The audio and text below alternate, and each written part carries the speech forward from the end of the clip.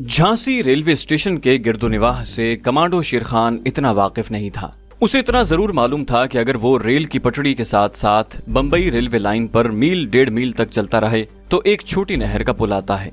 ये नहर शहर झांसी की तरफ जाते हुए झांसी की मशहूर रानी झांसी के किले के अकब से होकर गुजरती है। वहाँ शहर का वो मंदिर था जहाँ से एक रास्ता उन टीलों की तरफ जाता था जहाँ मुजाहिदीन झांसी का आरजी खुफिया ठिकाना था। चुनाचे वो चुपके से प्लेटफॉर्म के नीचे रेल की पटड़ी पर उतर गया और पीछे बंबई रोहितगढ़ की तरफ चल पड़ा। वो देहाती लिबास में था।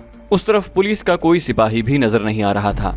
इंटेलिजेंस वाला अगर कोई था तो शेर खान बड़ा मोहतात होकर देहातियों वाली बेनियाजी से चल रहा था ताकि किसी को उस पर शक न पड़ सके। टिकट उसकी पुरानी सदरी की जेब में था। किसी के पूछने पर वो टिकट दिखा सकता था। उसने जहन में ये भी सोच लिया था कि किसी को पूछने पर उसे क्या कहना होगा कि वो कहाँ जा रहा है। वो स्टेशन की इमारत से बाहर निकल आया था और बॉम्बे रेलवे लाइन से उतरकर खेत की पगडंडी पर चल रहा था। सामने से आती हुई एक बैलगाड़ी गुजरी। देहाती गाड़ी बान ने कमांडो शेर खान को राम राम भैया कहा तो उसने भी जवाब में राम राम भैया कह दिया। 1.25 मील का फासला तय करने के बाद नदी का पुल आ गया। शेर खान रेलवे लाइन से उतरा और नदी के साथ साथ रानी झांसी के तारीखी किले की तरफ चलने लगा। अब वो खतरे के मकाम से काफी दूर आ गया था, फिर भी वो मोहतात था और चारों तरफ से बाखबर होकर चल रहा था। आधा घंटा चलने के बाद वो तारीखी किले की अकबी दीवार के पास पहुंच गया। यहाँ से उसने नदी को खुदा हाफिज कहा और किले की दीवार के साथ साथ चलता एक बड़ी सड़क पर आ गया जिसकी दूसरी तरफ मंदिर था। सड़क पर ट्रैफिक गुजर रही थी। पुलिस का कोई सिपाही नजर नहीं आ रहा था। कमांडो शेर खान ने एक जगह से सड़क उबूर की और मंदिर की तरफ चला। मंदिर में पुजारी लोग आ जा रहे थे। इनमें औरतें भी थीं और मर्द भी थे। दूसरे लोगों के साथ वो भी मंदिर में दाखिल हो गया और तलाश करते करते उसने मंदिर का पिछला दरवाजा तलाश कर लिया और उसमें से गुजरकर वो सामने जहां दूर ऊंचे नीचे भूरे रंग के टीले दिखाई दे रहे थे उनकी तरफ चलने लगा। इन टीलों के दरमियान एक जगह झांसी के मुजाहिदों का खुफिया ठिकाना था। कमांडो शेर खान खुफिया ठिकाने पर पहुंचकर मुजाहिद कासिम जान को सारे हालात से बाखबर करना चाहता था। उसे यकीन था कि मुजाहिद बशीर अली भी वहां पहुंच चुका होगा। जब वो टीलों के खुफिया रास्ते से गुजरता हुआ खुफिया ठिकाने पर पहुंचा तो सबसे पहले उसे बशीर अली ही मिला। उसने पहला जुमला ये कहा, शाहिद अली को फौज पकड़ कर ले गई है। मैंने खुद उसे फौजी सिपाहियों के साथ जीप में सवार होते देखा है। शेर खान ने जवाब दिया, मैंने भी देख लिया था। सिक्योरिटी बड़ी सख्त थी। तुम खुशकिस्मत थे कि गेट से निकलने में कामयाब हो गए। मैं तो ड्यूटी में फौज को देखकर वहीं रुक गया था और एक सुतून की ओट में छुपकर शाहिद अली को फौजी अफसरों के सवालों का जवाब देते देख रहा था। बस कहीं न कहीं शाहिद अली से कोई गलती हो गई होगी और फौजी उसे पकड़ कर ले गए। बशीर अली शेर खान को कमांडो कासिम जान के पास ले गया। कासिम जान ने शेर खान को मिशन की मुबारकबाद दी और इस बात पर तशवीश का इजहार किया कि शाहिद अली को फौज पकड़ कर ले गई है। शेर खान कासिम जान के सामने बैठ गया था। उसने पूछा, आपके ख्याल में फौज शाहिद अली को कहाँ ले गई होगी? कासिम जान कुछ सोचकर बोला, फौज का हेडक्वार्टर तो किले में ही है, वहीं ले गई होगी, क्योंकि मिलिट्री इंटेलिजेंस का इंटेरोगेशन सेंटर भी किले ही में है। शेर खान ने कहा, हमें शाहिद अली को वहां से निकालने की भरपूर कोशिश करनी होगी। कासिम जान बोला, तुम फिक्र क्यों करते हो? शाहिद अली की हिफाजत हमारा फर्ज है। हम सबसे पहले ये खोज लगाएंगे कि उसे किस जगह कैद में रखा गया है। उसके बाद अपने तमाम वसाइल को काम में लाते हुए उसे वहां से निकालने की कोशिश करेंगे। उसके बाद कासिम जान कहने लगा, आज सुबह सुबह मुझे कश्मीर के महाज से कमांडो तुराबी का खुफिया पैगाम मौसूल हुआ है जिसमें उसने तुम्हें और मुजाहिद शाहिद अली को किसी अहम मिशन की खातिर कश्मीर बुलाया है। शाहिद अली तो अब तुम्हारे साथ नहीं जा सकता।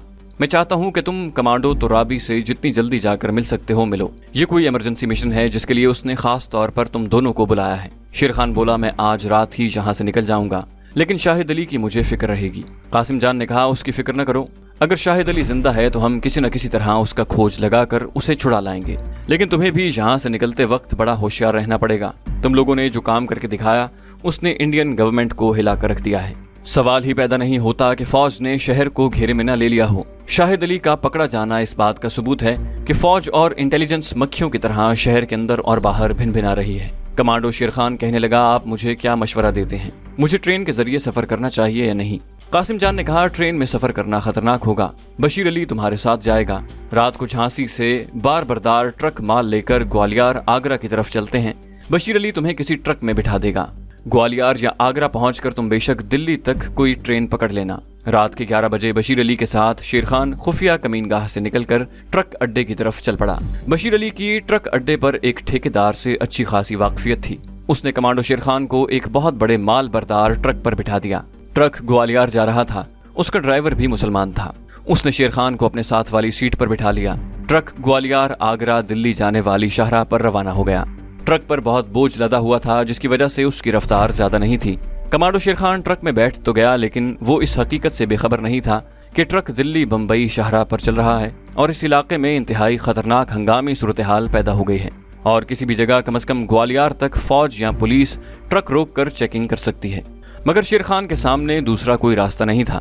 ایک مسئلہ یہ بھی تھا کہ ٹرک صرف گوالیار تک جا رہا تھا، وہاں سے شیر خان کو دلی تک کے لیے کوئی ٹرین وغیرہ پکڑنی تھی اور کچھ پتہ نہیں تھا کہ آدھی رات کے وقت کوئی ٹرین ملے گی بھی یا نہیں۔ ٹرک اگر عام رفتار سے چل رہا ہوتا تو وہ 1.5 پونے 2 گھنٹے کے اندر جھانسی پہنچ جاتا، لیکن زیادہ بوجھ کی وجہ سے اس کی رفتار کم ہو گئی تھی۔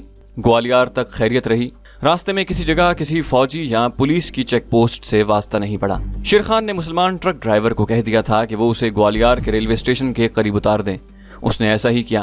ٹرک سے اتر کر کمانڈو شیر خان سڑک پر ایک طرف ہو گیا۔ اس نے بڑے غور سے سڑک کا جائزہ لیا۔ رات کا پچھلا پہر شروع ہو چکا تھا، سڑک ویران اور خالی پڑی تھی۔ کچھ فاصلے پر ریلوے اسٹیشن کی روشنیاں نظر آ رہی تھیں۔ شیر خان خاموشی سے سڑک کے کنارے کنارے چلتا اسٹیشن پر آ گیا۔ اسٹیشن پر بھی زیادہ لوگ نہیں تھے۔ بکنگ آفس کی کھڑکی کھلی ہوئی تھی۔ اس وقت شیر خان عام لباس یعنی قمیص پتلون میں تھا اور پاؤں میں بوٹ پہن رکھے تھے۔ کسی قسم کا اسلحہ یا چاقو وغیرہ اس کے پاس نہیں تھا۔ جیب میں 200-250 روپے تھے۔ معلوم ہوا کہ صبح 6 بجے ایک ٹرین بھوپال سے آئے گی، وہی دلی جائے گی۔ شیر خان دلی کا ٹکٹ لے کر پلیٹ فارم پر آ کر کونے کے بینچ پر بیٹھ گیا۔ اسے کم از کم 2.5-3 گھنٹے انتظار کرنا تھا۔ پلیٹ فارم پر چونکہ چند ایک مسافر ہی بیٹھے تھے اور پولیس کا کوئی سپاہی بھی نہیں تھا، اس لیے شیر خان کو یہ جگہ محفوظ نظر آئی تھی۔ اسے کیا معلوم تھا کہ جس جگہ کو وہ محفوظ سمجھ رہا تھا وہی اس کے لیے سب سے زیادہ خطرناک ثابت ہوگی۔ اسے پلیٹ فارم پر بیٹھے 10-15 منٹ ہی ہوئے تھے کہ اچانک پولیس کی پوری گارڈ پلیٹ فارم پر نمودار ہوئی۔ اس کے ساتھ ایک پولیس انسپیکٹر بھی تھا۔ کمانڈو شیر خان نے پولیس کو دیکھا تو خاموشی سے بینچ پر سے اٹھا اور دوسرے سرے کی طرف چل پڑا۔ وہ چند قدم ہی چلا تھا کہ پیچھے سے کسی نے آواز دی، ٹھہر جاؤ، کون ہو تم؟ کمانڈو شیر خان بھاگنے کی پوزیشن میں نہیں تھا۔ اس کے پیچھے پوری مسلح پولیس پارٹی تھی جو اس پر فائر کر سکتی تھی، کیونکہ حالات غیر معمولی اور ہنگامی تھے۔ شیر خان رک گیا، اس نے پیچھے دیکھا۔ پولیس انسپیکٹر 3 سپاہیوں کے ساتھ اس کے پاس آ کر بولا، کون ہو تم؟ شیر خان نے کہا، مسافر ہوں، دلی جانے والی ٹرین کے انتظار میں ہوں۔ انسپیکٹر نے پوچھا، کہاں سے آئے ہو؟ کمانڈو شیر خان نے بڑے اعتماد کے ساتھ جواب دیا، گوالیار میں رات کی ٹرین سے آیا تھا، یہاں ایک دوست سے ملنا تھا۔ یہاں آ کر پتہ چلا کہ میرا دوست بمبئی گیا ہوا ہے، چنانچہ واپس اسٹیشن پر آ گیا ہوں اور دلی جانے والی ٹرین کے انتظار میں ہوں۔ پولیس انسپیکٹر نے ایک سپاہی سے شیر خان کی تلاشی لینے کو کہا۔ اس نے شیر خان کی تلاشی لی اور بولا، سر 200-250 روپے ہیں اور گوالیار سے دلی تک کا 3rd کلاس کا ٹکٹ ہے۔ پولیس انسپیکٹر شیر خان کو بڑی گہری نگاہوں سے دیکھ رہا تھا۔ ایسا لگ رہا تھا کہ اسے شیر خان پر کچھ شک پڑ گیا ہے۔ اس نے شیر خان سے اس کا نام پوچھا تو شیر خان نے کہا، میرا نام عبدالغنی ہے، میرا دلی میں سرجری کے سامان کا چھوٹا سا بزنس ہے، مگر تم دلی کے لگتے نہیں ہو، تمہارا اردو بولنے کا لہجہ بتا رہا ہے کہ تم پنجابی ہو۔ پولیس انسپیکٹر یہ کہہ کر شیر خان کو گھورنے لگا۔ شیر خان بولا، میں اصل میں پنجاب کے شہر امرتسر میں پیدا ہوا تھا، میرے والد صاحب کاروبار کے سلسلے میں وہاں مقیم تھے۔ پولیس انسپیکٹر نے کہا، تمہیں ہمارے ساتھ پولیس اسٹیشن چلنا ہوگا۔ شیر خان نے ایک عام بھارتی شہری کی طرح احتجاج کرتے ہوئے کہا، آپ مجھے کس جرم میں پولیس اسٹیشن لے جا رہے ہیں؟ انسپیکٹر بولا، یہ تمہیں تھانے پہنچنے کے بعد معلوم ہو جائے گا، اور اس نے سپاہیوں کو حکم دیا کہ شیر خان کو پولیس اسٹیشن لے چلو۔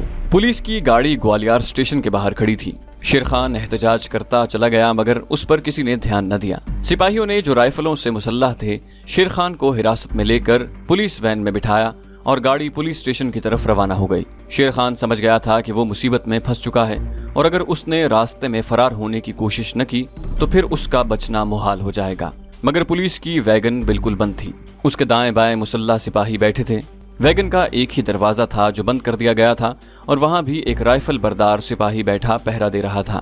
فرار ہونے کا کوئی راستہ نہیں تھا۔ کمانڈو شیر خان کو اس بات کی کوئی پرواہ نہیں تھی کہ بھارتی فوجی پوچھ گچھ کے دوران اس پر تشدد کریں گے۔ تشدد کو صبر اور استقامت سے برداشت کرنا شیر خان کی تربیت کا حصہ تھا اور اس نے دشمن کے ہر قسم کے تشدد کو ہمیشہ صبر اور حوصلے کے ساتھ برداشت کیا تھا اور کبھی کوئی راز دشمن کو نہیں بتایا تھا۔ اسے اگر پریشانی تھی تو صرف اس بات کی کہ کشمیر کے محاذ پر اس کی ضرورت تھی، اور کمانڈو ترابی نے خاص طور پر خفیہ پیغام جھانسی بھیج کر اسے اور شاہد علی کو بلوایا تھا۔ یقیناً یہ کوئی اہم ترین اور خطرناک مشن تھا جس کی خاطر ان دونوں کمانڈوز کو محاذ پر بلوایا جا رہا تھا۔ مجاہد شاہد علی تو دشمن کی حراست میں تھا۔ اب کمانڈو شیر خان کے لیے لازمی ہو گیا تھا کہ جتنی جلدی ہو سکے کشمیر کے محاذ پر کمانڈو ترابی سے جا کر ملاقات کرے، لیکن بدقسمتی سے شیر خان خود پولیس کے پھندے میں پھنس گیا تھا۔ انہی خیالوں میں الجھا کمانڈو شیر خان بھارتی پولیس کے نرغے میں بیٹھا تھا اور فرار کی ترکیبوں پر غور کر رہا تھا۔ پولیس کی ویگن گوالیار شہر کی سڑک پر سے گزرتی ہوئی پولیس اسٹیشن کی طرف جا رہی تھی۔ پولیس اسٹیشن پہنچنے کے بعد کمانڈو شیر خان کو ایک کمرے میں لے جایا گیا، جہاں پولیس انسپکٹر نے اس سے ابتدائی پوچھ گچھ شروع کر دی۔ شیر خان نے اپنی زبان بند رکھی اور اس کے سوا کچھ نہ بتایا کہ وہ دلی میں کاروبار کرتا ہے اور اپنے دوست سے ملنے گوالیار آیا تھا۔ پولیس انسپکٹر نے شیر خان سے اس کا دلی کا ایڈریس پوچھا۔ شیر خان کے گرد تفتیش کا دائرہ تنگ ہو رہا تھا۔ وہ جانتا تھا کہ اس کے بتائے ہوئے جعلی پتے پر دلی پولیس تحقیقات کرے گی اور انہیں معلوم ہو جائے گا کہ یہ پتہ نقلی ہے، لیکن کمانڈو شیر خان کو ہر حال میں کوئی نہ کوئی پتہ بتانا ہی تھا۔ اس نے ایک جھوٹا پتہ بتا دیا، یعنی جس نام کا کوئی محلہ دلی میں نہیں تھا۔ پولیس انسپکٹر نے ایڈریس نوٹ کیا اور چلا گیا۔ اسی وقت اس نے دلی CID پولیس ہیڈ کوارٹر میں فون کیا اور شیر خان کا بتایا ہوا پتہ لکھوا کر ہدایت کی کہ اس پتے پر معلوم کیا جائے کہ کوئی عبدالغنی نام کا بزنس مین رہتا ہے یا نہیں۔ دوپہر سے پہلے دلی پولیس ہیڈ کوارٹر سے فون آ گیا اور پولیس انسپکٹر کو بتایا گیا کہ ایڈریس جھوٹا ہے، دلی میں اس نام کا کوئی محلہ نہیں اور عبدالغنی نام کا کوئی بزنس مین نہیں رہتا۔ اس اطلاع کے بعد گوالیار کے ہندو پولیس انسپکٹر کو یقین ہو گیا کہ یہ آدمی یعنی شیر خان پاکستانی جاسوس ہے، اور وہ شیر خان کی کوٹڑی میں آ کر کہنے لگا، تمہارے جھوٹ کا پول کھل گیا ہے، بہتر یہی ہے کہ تم سیدھی طرح ہمیں بتا دو کہ ڈیم کی تخریب کاری میں تمہارے ساتھ اور کون کون تھا اور یہ دہشت گرد کہاں روپوش ہیں۔ کمانڈو شیر خان سمجھ گیا کہ کھیل ختم ہو گیا ہے، لیکن اس نے یہ موقف اختیار کیا کہ وہ کشمیری مجاہد ہے، پاکستانی جاسوس نہیں ہے اور گوالیار میں سیر و سیاحت کرنے آیا تھا، مگر یہ کوئی مضبوط دلیل نہیں تھی۔ کمانڈو شیر خان کو کوئی مضبوط دلیل دینے کی ضرورت نہیں تھی۔ وہ جانتا تھا کہ بھارتی پولیس اس کی کسی بات کا یقین نہیں کرے گی۔ اب شیر خان کی ساری توجہ اس بات پر مرکوز تھی کہ فرار کیسے ہوا جائے۔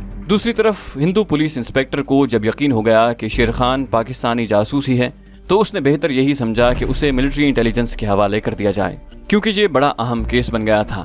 چنانچہ پولیس انسپکٹر نے گوالیار ملٹری انٹیلیجنس کے ڈائریکٹر کیپٹن بدری پرشاد کو فون کر کے اسے ساری بات بیان کر دی اور کہا کہ یہ بڑا خطرناک پاکستانی جاسوس لگتا ہے اور اس کی زبان صرف ملٹری انٹیلیجنس ہی کھلوا سکتی ہے۔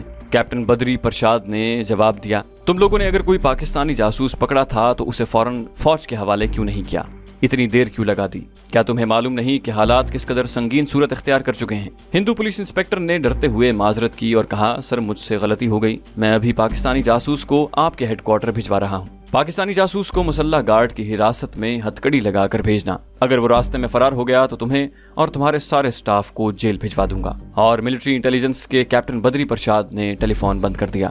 ہندو پولیس انسپکٹر نے اسی وقت کمانڈو شیر خان کو ہتھکڑی لگوائی اور اسے مسلح پولیس گارڈ کے ساتھ خود اپنی نگرانی میں لے کر ملٹری انٹیلیجنس کے ہیڈ کوارٹر میں پہنچ گیا۔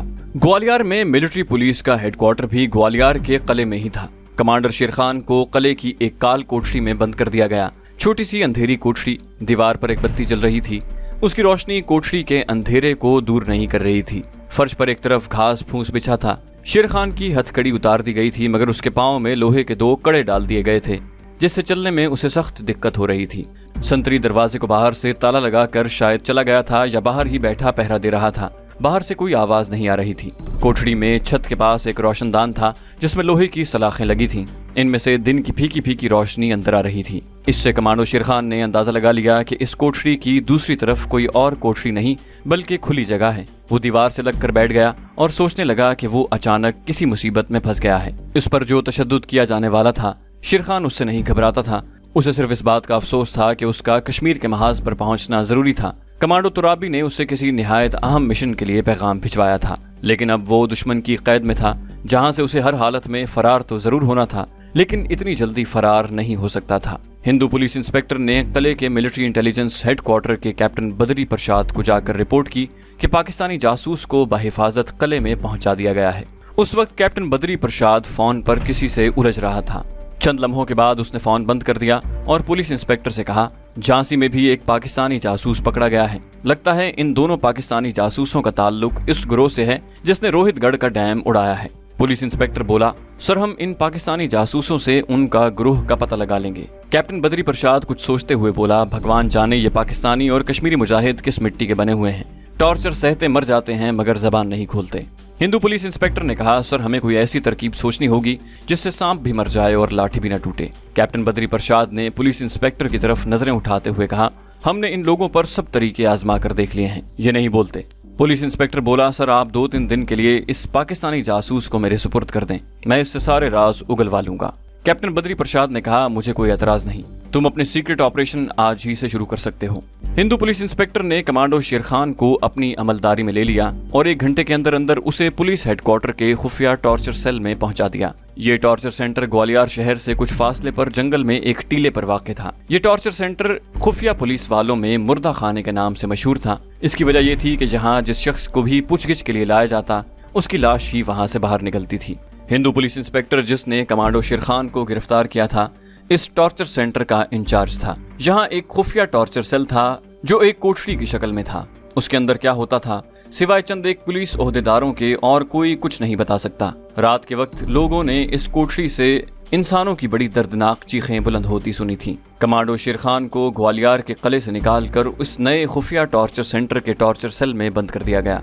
शेर खान ने देखा कि इस कुशादा काल कोठरी के कोने में एक कब्रनुमा गड्ढा खोदा हुआ था। दीवार के साथ 3-4 आहनी जंजीरें लटक रही थीं, जिनके सरों पर लोहे के कड़े लगे हुए थे। शेर खान समझ गया कि ये अजियत देने के आलात ही हैं। उसने अपने आप को हर किस्म के तशद्दुद के लिए ज़हनी और जिस्मानी तौर पर तैयार कर लिया हुआ था। अगर वो कुछ सोच रहा था तो यही सोच रहा था कि वहां से फरार होकर कश्मीर के महाज पर कैसे पहुंचा जाए। इस खौफनाक टॉर्चर सेल में शेर खान को आए 10-15 मिनट ही गुजरे थे कि पुलिस इंस्पेक्टर 2 हट्टे कट्टे आदमियों के साथ कोठरी में दाखिल हुआ। एक मुसल्लह संतरी राइफल लिए कोठरी के दरवाजे पर खड़ा हो गया। हिंदू पुलिस इंस्पेक्टर दीवार के साथ लगे स्टूल को खींचकर कमांडो शेर खान के करीब होकर बैठ गया और बोला, देखो भाई, मैं जानता हूँ कि तुम लोग अपनी जन्मभूमि की रक्षा के लिए ये सब कुछ कर रहे हो। तुमको मैं बुरा नहीं कहता और तुम अपना फर्ज पूरा कर रहे हो, लेकिन जरा सोचो कि हमें भी अपनी धरती माता की रक्षा करनी है, हमें भी अपना फर्ज पूरा करना है। हाँ, मेरा मतलब समझ रहे हो ना? उसने कमांडो शेर खान की जानिब जरा झुक कर पूछा। कमांडो शेर खान सब समझ रहा था कि इस पुलिस इंस्पेक्टर का असल मतलब क्या है। उसने बड़े एतमाद से कहा, मैं तुम्हारा मतलब समझ रहा हूँ। पुलिस इंस्पेक्टर बज़ाहिर खुश होकर बोला, बस मैं यही चाहता हूँ कि तुम हमारी मजबूरी को समझ जाओ। अब देखो ना, हम बड़ी आसानी से तुम्हें गोली मारकर इस गड्ढे में दबा सकते हैं, हमें कोई पूछने वाला नहीं। यहाँ से तुम फरार भी नहीं हो सकते। हम तुम्हें इस तरह हलाक भी कर सकते हैं कि एक दिन तुम्हारा एक बाजू काटें, दूसरे दिन दूसरा बाजू काटें, तीसरे दिन तुम्हारी एक टांग काटें, चौथे दिन अगर तुम जिंदा रहे तो तुम्हारी दूसरी टांग भी काट डालें। तुम कुछ नहीं कर सकते। क्या तुम कुछ कर सकते हो? हिंदू पुलिस इंस्पेक्टर एक बार फिर कमांडो शेर खान की जानिब झुक गया था। कमांडो शेर खान ने आहिस्ता से कहा, मैं तो कुछ नहीं कर सकता, लेकिन मेरा खुदा जो चाहे कर सकता है। हिंदू पुलिस इंस्पेक्टर ने कमांडो शेर खान के शाने पर हाथ रखकर कहा, शायद तुमने बिल्कुल ठीक कहा है, खुदा अगर चाहे तो सब कुछ कर सकता है, लेकिन तुम शायद भूल गए हो कि भारत में तुम्हारे खुदा का नहीं, हमारे भगवान का हुक्म चलता है।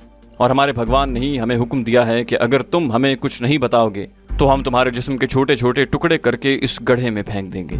लेकिन मुझे तुमसे हमदर्दी है, तुम नौजवान हो, अभी तुमने जवानी की कई बहारें देखनी है।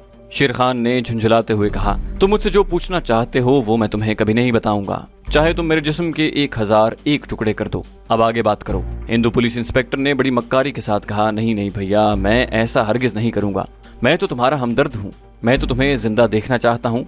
बस एक छोटी सी बात मान लो, मुझे सिर्फ ये बता दो कि तुम्हारे साथ दूसरे साथी रोहितगढ़ का डैम तबाह करने के बाद कहाँ छुपे हुए हैं। पुलिस इंस्पेक्टर ने शेर खान के शाने को आहिस्ता से दबाते हुए कहा, मैं तुम्हें अपना वचन देता हूँ कि मैं किसी को नहीं बताऊंगा कि तुमने अपने साथियों के नाम पते मुझे बताए थे। मैं तुम्हें उसी वक्त आजाद कर दूंगा और मेरे आदमी खुद तुम्हें पाकिस्तान का बॉर्डर क्रॉस करवा देंगे। शेर खान मुस्कुराया, कहने लगा, तुम जिस मकर और फरेब से काम ले रहे हो मैं उसे अच्छी तरह जानता हूँ। याद रखो, तुम्हारा कोई हथकंडा मुझ पर नहीं चलेगा। पुलिस इंस्पेक्टर ने स्टूल पर से उठते हुए कहा, ठीक है, अगर तुम्हारी यही मर्जी है तो मैं क्या कर सकता हूँ। उसने करीब खड़े हट्टे कट्टे आदमियों को इशारा किया। उन्होंने उसी लम्हे शेर खान को पकड़कर उसके दोनों हाथों में जंजीरों के साथ लगे हुए आहनी कड़े डाले और उसे दीवार के साथ लटका दिया। कमांडो शेर खान इससे भी ज्यादा अजियतनाक तशद्दुद बर्दाश्त करने के लिए तैयार था। शेर खान दीवार के साथ इसी तरह लटका हुआ था कि उसके दोनों पांव फर्श पर 2 फुट ऊंचे थे, उसके दोनों बाजू फैले हुए थे। एक हट्टे कट्टे आदमी ने अपनी कमर के गिर्द लिपटा हुआ चमड़े का हंटर खोला और उसे शेर खान के जिस्म पर बरसाना शुरू कर दिया। शेर खान खामोशी से हंटर की ज़रबें सहता रहा। तरबियत के मुताबिक उसने सांस को कंट्रोल में करके अपने जिस्म को सुन करना शुरू कर दिया था ताकि तशद्दुद की अजियत का एहसास कम से कम हो। जब हट्टा कट्टा आदमी काफी हंटर बरसा चुका तो पुलिस इंस्पेक्टर ने इशारे से उसे रोक दिया और वो लोग शेर खान को दीवार के साथ लटका हुआ छोड़कर चले गए।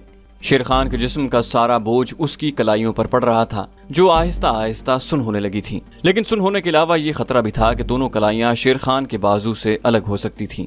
لیکن ہندو انسپیکٹر شیر خان پر ایک اور ترکیب آزمانا چاہتا تھا۔ کچھ دیر کے بعد وہ دوبارہ کوٹری میں آ گیا۔ دونوں جلاد اس کے ہمراہ تھے۔ شیر خان کو ایسے لگ رہا تھا کہ اس کی دونوں کلائیاں اس کے بازو سے الگ ہونے ہی والی ہیں۔ پولیس انسپیکٹر نے اشارہ کیا۔ ہٹے کٹے جلاد نما آدمی نے آگے بڑھ کر شیر خان کو دیوار سے اتار دیا اور اس کی کلائیاں لوہے کے کڑوں میں سے نکال دیں۔ شیر خان بے بسی کی حالت میں فرش پر ڈھیر ہو گیا۔ پولیس انسپیکٹر اس کے پاس بیٹھ کر شیر خان کی کلائی کو بڑی محبت سے سہلاتے ہوئے بولا، بھائی میں اتنے خوبصورت صحت مند ہاتھوں کو تمہارے بازوؤں سے الگ ہوتے نہیں دیکھ سکتا، لیکن اگر تم نے مجھے مجبور کر دیا تو پھر تمہارے ہاتھوں کے ساتھ تمہارا سر بھی تمہاری گردن سے الگ کیا جا سکتا ہے، کیا خیال ہے؟ اس نے شیر خان کا چہرہ ٹھوڑی سے پکڑ کر اوپر کرتے ہوئے پوچھا۔ شیر خان کی توانائی واپس آ چکی تھی۔ اس نے کہا، تم میری گردن ایک بار تو کیا اگر 10 بار بھی میرے جسم سے الگ کر دو گے تب بھی میں تمہیں کچھ نہیں بتاؤں گا۔ پولیس انسپیکٹر مکاری سے مسکرانے لگا، بولا، بھائی میں نے تو تمہاری بھلائی کے لیے کہا تھا، اگر تمہاری یہی مرضی ہے تو پھر میں کیا کہہ سکتا ہوں، تم جانو تمہارا خدا جانے۔ پولیس انسپیکٹر اپنے جلادوں کو لے کر کوٹری سے نکل گیا۔ کوٹری کو بند کر دیا گیا۔ کمانڈو شیر خان کی کلائیوں کی ہڈیاں پھوڑے کی طرح دکھ رہی تھیں۔ اس نے وہیں بیٹھے بیٹھے دونوں ہاتھوں کو اپنی بغلوں میں دبایا اور مزید سمٹ کر بیٹھ گیا اور خدا کو یاد کرنے لگا۔ اس وقت بھی شیر خان کے ذہن میں یہی ایک سوال گردش کر رہا تھا کہ وہ وہاں سے کس طرح فرار ہونے کے بعد کشمیر کے محاذ پر پہنچ سکتا ہے۔ 2 گھنٹوں کے بعد شیر خان کو کھانے کے لیے 2 سوکھی روٹی اور پانی کا ایک کٹورا دیا گیا۔ شیر خان نے خاموشی سے روٹیاں زہر مار کی اور سوچنے لگا کہ اس عذاب گھر سے کیسے فرار ہوا جائے، لیکن وہاں سے فرار کا کوئی راستہ نہیں تھا۔ سارا دن گزر گیا۔ رات کو اسے پھر 2 سوکھی روٹیاں اور پانی کا کٹورا دیا گیا۔ رات کا پہلا پہر گزر رہا تھا۔ کوٹری کا دروازہ کھلا اور وہی 2 جلاد ایک اسٹریچر گھسیٹتے کوٹری میں داخل ہوئے۔ اسٹریچر کے اوپر ایک بے حس و حرکت انسانی جسم پڑا ہوا تھا جس پر چادر ڈالی ہوئی تھی۔ یہ کوئی لاش ہی ہو سکتی تھی، شیر خان نے سوچا۔ اسٹریچر کے اندر آتے ہی کوٹری میں ایک ناگوار بو پھیلنے لگی تھی۔ دونوں جلادوں نے لاش کے اوپر سے چادر ہٹا دی۔ بجلی کی مدھم روشنی میں کمانڈو شیر خان نے دیکھا کہ یہ کسی مرد کی بالکل اریاں لاش تھی جس نے پھولنا شروع کر دیا تھا اور یہ بدبو اس کے جسم میں سے ہی نکل رہی تھی۔ دونوں آدمیوں نے لاش کو گڑھے میں اتار کر لٹا دیا۔ اس کے بعد شیر خان کے دونوں ہاتھ اور پاؤں رسی سے باندھے اور اسے اٹھا کر گڑھے میں لاش کے اوپر پھینک دیا۔ کمانڈو شیر خان پھولی ہوئی لاش کے اوپر جا گرا۔ اس کے بعد دونوں جلادوں نے ایک طرف سے پتھر کی بھاری سل کو کھینچ کر گڑھے کے اوپر رکھ کر گڑھے کو بند کر دیا۔ پتھر کی بھاری سل کے رکھنے کے بعد اس قبر نما گڑھے میں اندھیرا چھا گیا۔ کمانڈو شیر خان پھولی ہوئی بدبودار لاش کے اوپر پڑا تھا۔ ہاتھ پیر بندھے ہونے کی وجہ سے وہ لاش پر سے اٹھ نہیں سکتا تھا۔ بڑی مشکل سے وہ کھسک کھسک کر گڑھے کی دیوار کے ساتھ لگ گیا، مگر اس کا آدھا جسم لاش کے اوپر ہی تھا۔ پتھر کی سل کے بند ہو جانے کے بعد گڑھے میں اتنی بو جمع ہونے لگی تھی کہ شیر خان کے لیے سانس لینا مشکل ہو رہا تھا۔ اس قسم کی اذیت اس نے پہلے کبھی نہیں دیکھی تھی، لیکن اسے اس اذیت کو بھی صبر و استقامت سے برداشت کرنا تھا۔ اس کے ساتھ ہی ساتھ کمانڈو شیر خان فرار کے بارے میں بھی سوچ رہا تھا۔ ایک لمحے کے لیے بھی اس کے ذہن میں یہ خیال محو نہیں ہوا تھا کہ اسے کشمیر کے محاذ پر پہنچنا ہے۔ حالانکہ وہاں سے فرار بظاہر ناممکن لگتا تھا، لیکن ایک جانباز کمانڈو سچے مسلمان کی طرح اپنی صلاحیتوں اور اللہ کی رحمت سے کبھی مایوس نہیں ہوتا۔ ہر مسلمان کی طرح شیر خان کا بھی یہ ایمان تھا کہ حالات خواہ کتنے ہی خراب کیوں نہ ہوں، اگر دل میں ایمان کی شمع روشن ہے اور روح کی قوت عمل زندہ ہے تو اللہ تعالیٰ غیب سے ایسے اسباب پیدا کر دیتا ہے جس کا انسان کو وہم و گمان تک نہیں ہوتا۔ شرط صرف یہ ہے کہ انسان کا عمل اللہ اور صرف اللہ کی خوشنودی کے لیے ہو، اپنی غرض اور مفاد کے واسطے نہیں۔